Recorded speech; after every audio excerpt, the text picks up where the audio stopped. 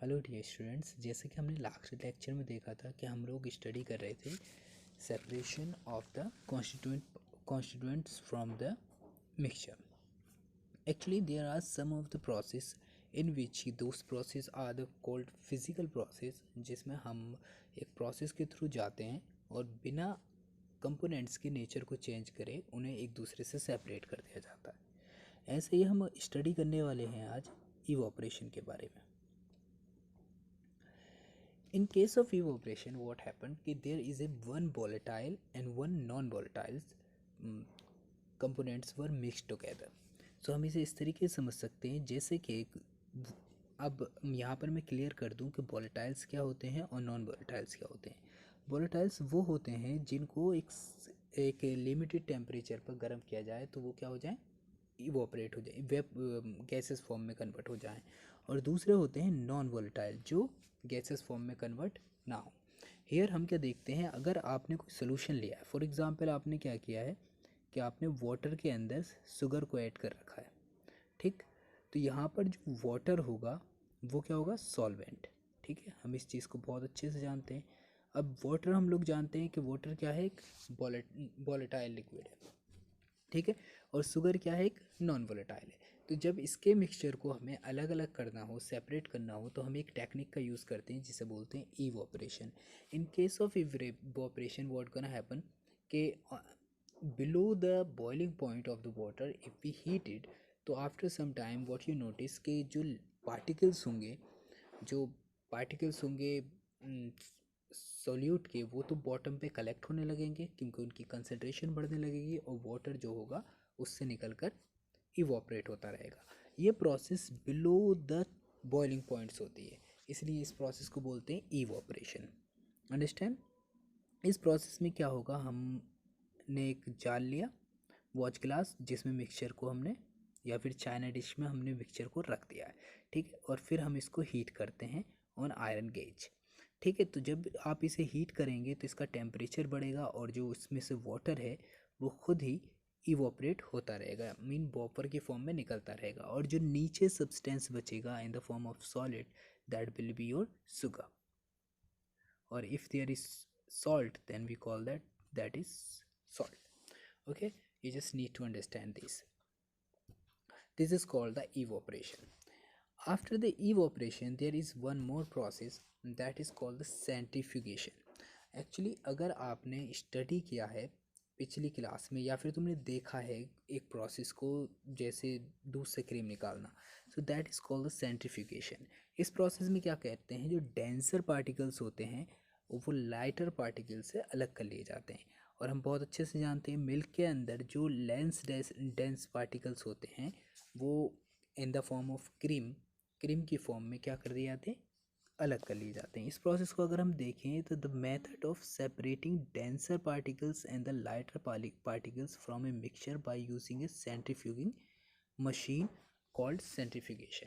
इस प्रोसेस में क्या करते हैं, एक मथनी का इस्तेमाल करते हैं. आपने देखा होगा नॉर्मली विलेजेस में यूज़ की जाती है, उसे मथनी का इस्तेमाल करते हैं और उसे जब चलाते हैं, घुमाते हैं, तो जिससे क्या होता है कि जो हल्के पार्टिकल्स होते हैं क्रीम के, वो क्या आ जाते हैं, पास में आ जाते हैं मथनी के.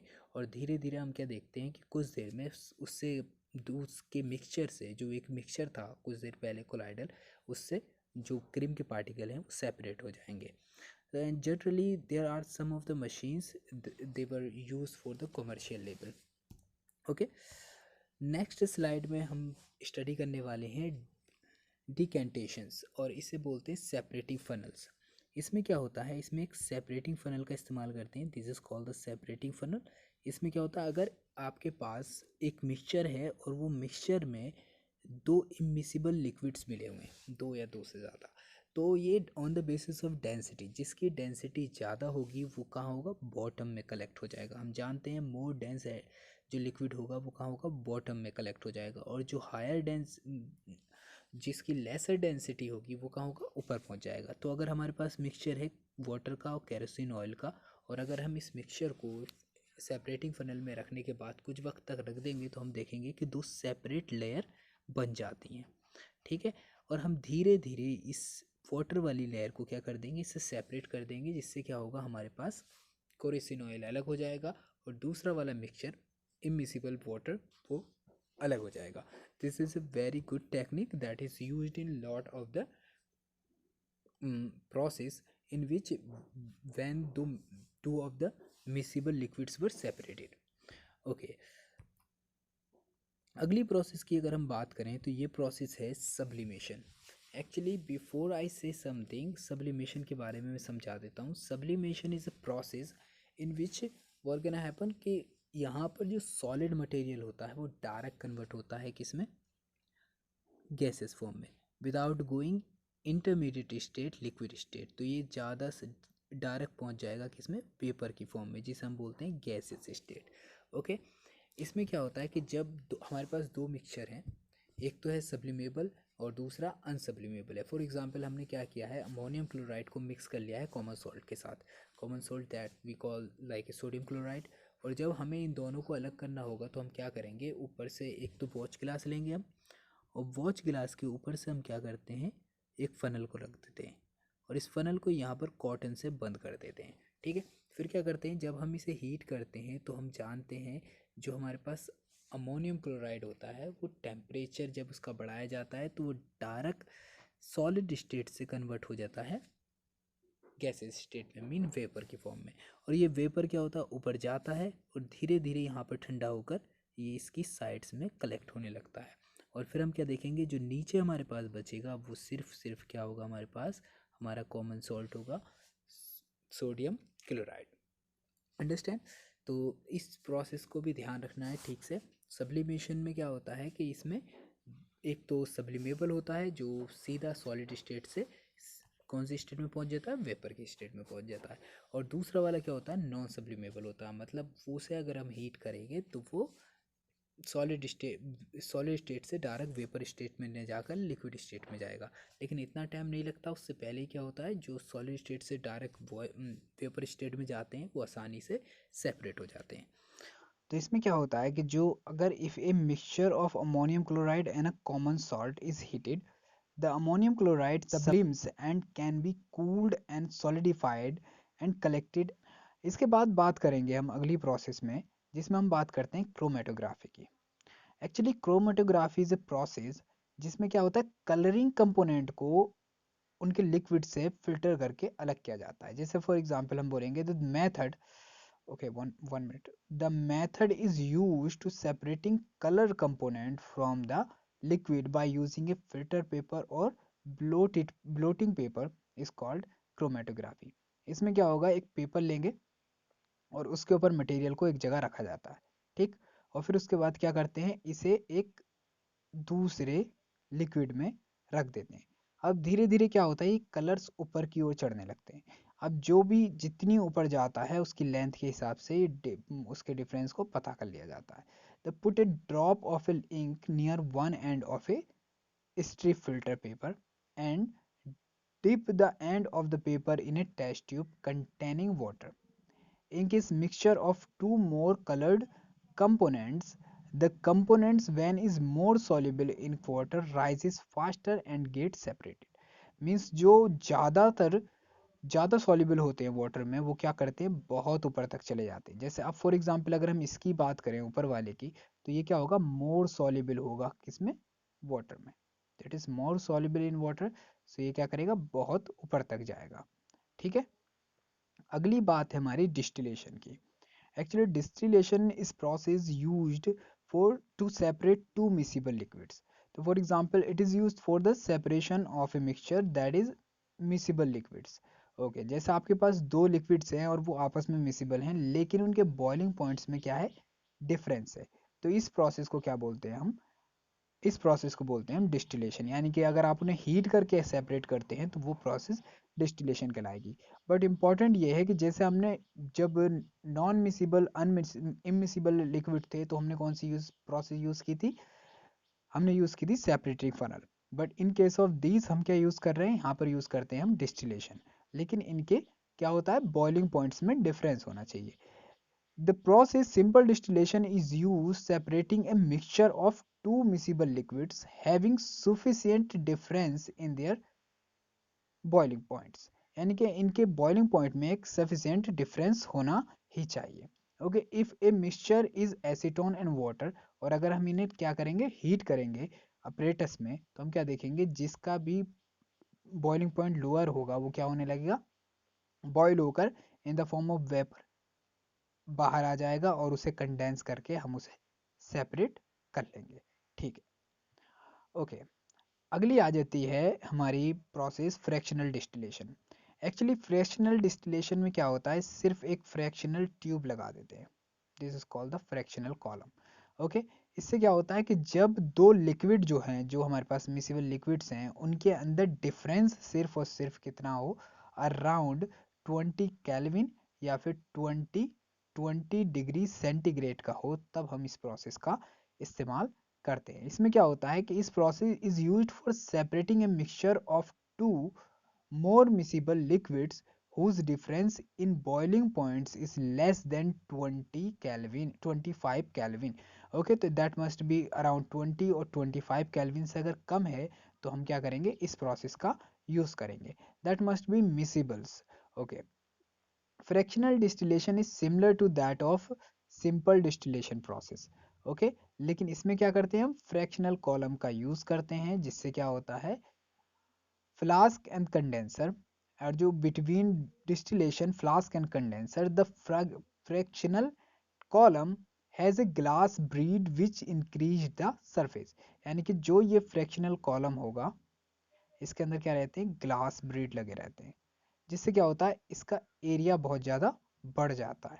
ठीक है, तो जैसे एक टेम्परेचर तक हमने, पता है कि हमने एक टेम्परेचर तक उसे इंक्रीज़ करना है, तो क्या होगा, जो भी लिक्विड है हमारे पास, उसके अंदर अगर कोई दूसरा वाला लिक्विड भी क्या होता है, वेपर की फॉर्म में ऊपर चला जाता है, तो वो इनकी सरफेस पर क्या हो जाएगा, कलेक्ट हो जाएगा।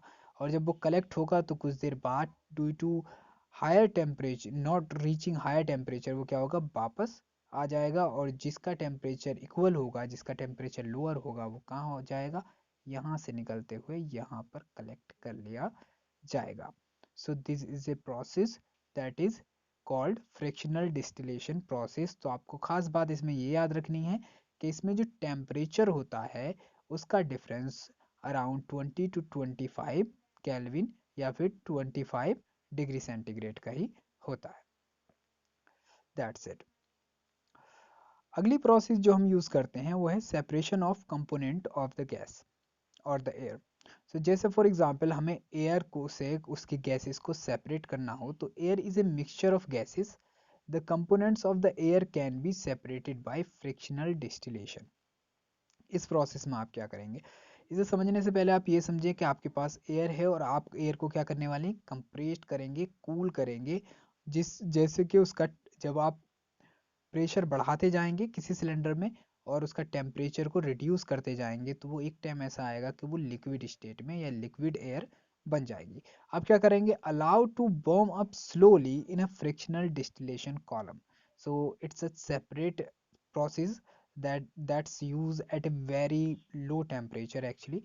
तो जब आप इसके ऊपर टेम्परेचर इसका धीरे धीरे बढ़ाते हैं, तो gases get separated at difference Heights.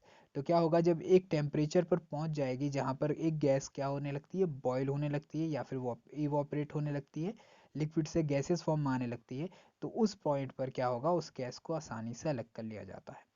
समझने के लिए यही काफ़ी है कि बॉइलिंग पॉइंट्स डिग्री सेंटीग्रेड में ऑक्सीजन की बात करें तो -183 होता है, अगर आर्गन की बात करें तो -186 होता है, और नाइट्रोजन की बात करें तो -196 होता है। मीन इस टेम्परेचर पर ये गैसेस गैसियस फॉर्म में पाई जाती हैं। तो अगर इस टेम्परेचर तक इस लिक्विड को हीट करते हैं तो ये गैसियस फॉर्म में आने लगती है, और remember it is -196। Okay, that is degree centigrade. All right, अब बात करते हैं purification of solid by crystallisation. It is also very important process actually. This process is used in the case of the salt, as we separate the salt from the seawater, so that is also the same process of crystallization.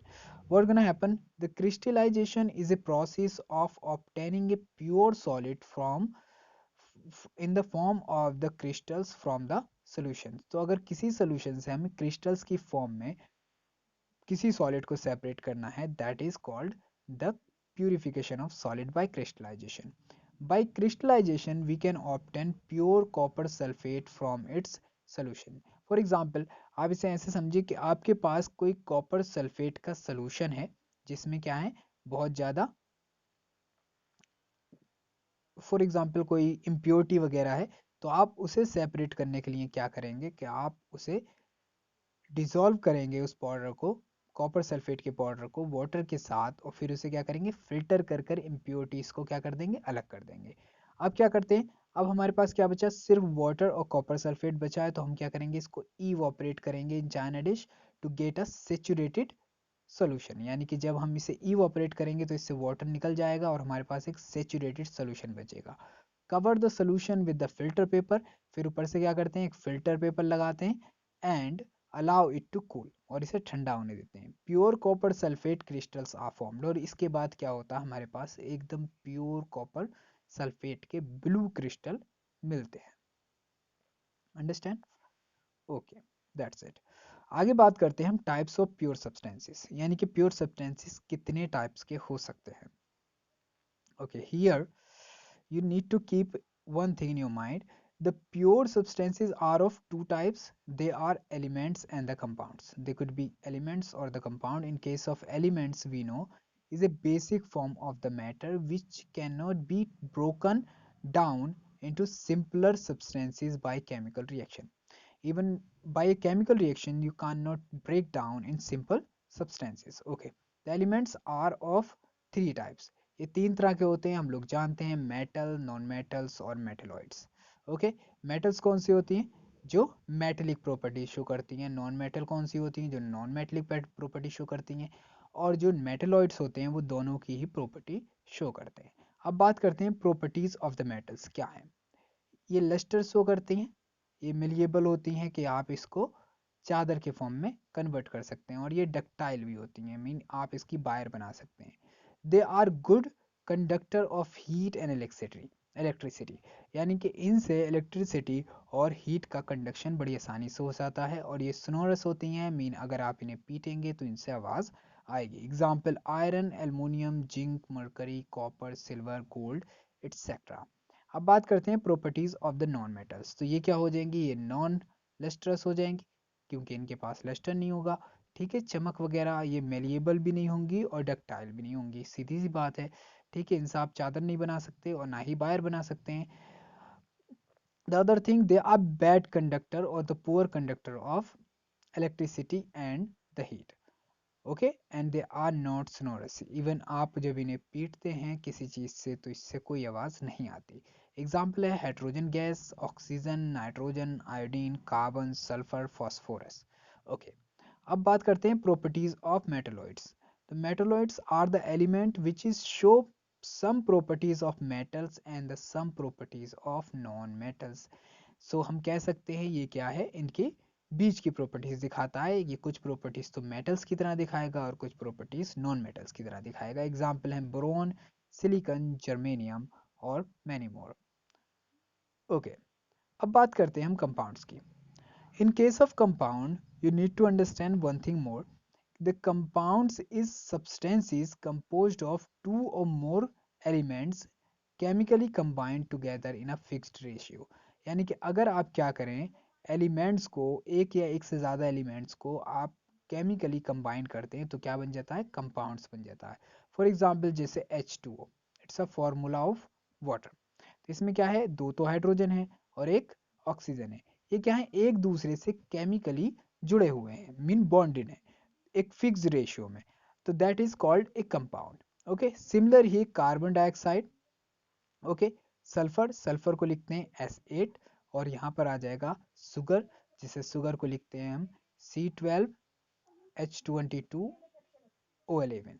ठीक, same type हमारे पास आ जाएगा salt, जैसे for example general salt है हमारे पास NaCl, और iron sulphide की बात करें तो ये हो जाएगा FeS। okay, iron sulfide.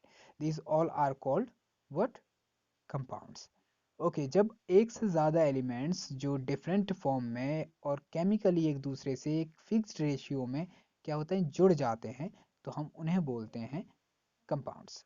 Okay, अब यहाँ पे डिफरेंस की बात करते हैं कि कंपाउंड्स में और मिक्सचर्स में क्या डिफरेंस है। जैसे हमने बात की मिक्सचर क्या होते थे कि जिसके अंदर दो से ज़्यादा कंपोनेंट्स आपस में मिला दिए जाएं तो वो क्या कहलाएंगे, मिक्सचर कहलाएंगे।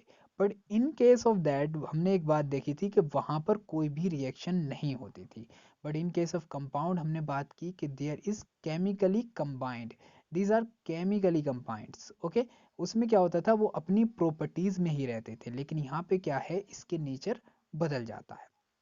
सेकंड पॉइंट है the composition of the components is any ratio, यानी कि इनका रेशियो कुछ भी हो सकता है, लेकिन इसके केस में क्या होता है, रेशियो फिक्स ही रहेगा। जैसे फॉर एग्जांपल अगर हम H2O की बात करें तो यहाँ पर हमेशा वाटर का जो फॉर्मूला है उसके अंदर H2O ही होगा, इसमें कोई भी डिफरेंस नहीं हो सकता। जैसे कि आपने H2O2 कर देंगे तो ये एक डिफरेंट टाइप का कंपाउंड बन जाएगा, okay. This shows the properties of the components, यानी कि इसमें जो भी कंपोनेंट मिलाए गए हैं ये उसी की प्रॉपर्टीज दिखाता है। लेकिन इसमें क्या होता है कि कंपोनेंट्स की प्रॉपर्टीज ना दिखाकर ये जो बनकर आया है उसकी प्रॉपर्टी दिखाएगा। इसकी प्रॉपर्टीज क्या होती हैं, डिफरेंट होती हैं कंपोनेंट से, okay. It can be separated physically, यानी कि आप कोई भी फिजिकल प्रोसेस का इस्तेमाल करके इन्हें सेपरेट कर सकते हैं। जैसे कि हम जानते थे कि हम क्या कर रहे थे, फिल्टर करने के बाद हेट्रोजीनियस सॉल्ट को अलग कर लेते हैं, या इवोपरेशन के बाद किसी भी सॉल्ट को हम मिक्सचर को हम अलग कर लेते थे। और यहाँ पर हम क्या करते थे कि फिल्टर के बाद एक सॉल्ट को उसके मिक्सचर से अलग कर देते थे। But in case of this हम इसको के कंपोनेंट्स को केमिकल मेथड के द्वारा ही सेपरेट कर सकते हैं, फिजिकल मेथड के द्वारा सेपरेट नहीं कर सकते, ओके।